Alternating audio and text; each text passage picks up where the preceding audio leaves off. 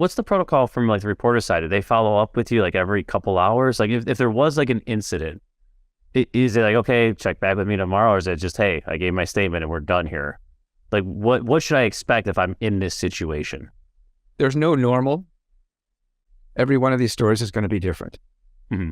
If it's the kind of thing where, as you say, there's an angry tenant who's mad because the toilet's broken and hasn't flushed to her satisfaction for a week, and for some reason there's a reporter who, is the neighbor and likes this person or something, they'll do one shot on it, but they'll probably realize, or their editor will realize, this really isn't anything, especially if you're in there saying, whatever the situation is, the plumber's been called, but there's a backup and, well, bad choice of words.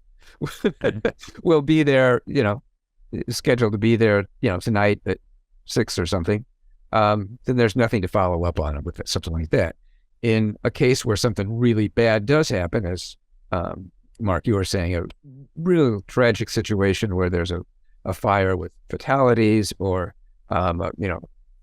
major explosion with a building, something bad like that. The one I was involved in recently did have national media coverage. And in an instance like that, reporters come from all over. TV reporters have a schedule. The ones who are doing the morning news need something for their morning slot, then they're done. They won't be back till the next day. And the same thing with the midday or the evening reporters. Print reporters pretty much have one publication a day. Some big stories they will follow back on maybe a day later. Maybe they've got a tickler to come back, in a couple of weeks. But normally you just get one shot. So if you handle the first one right, that should take care of it. Sorry, that went on for longer than you guys probably need on that one.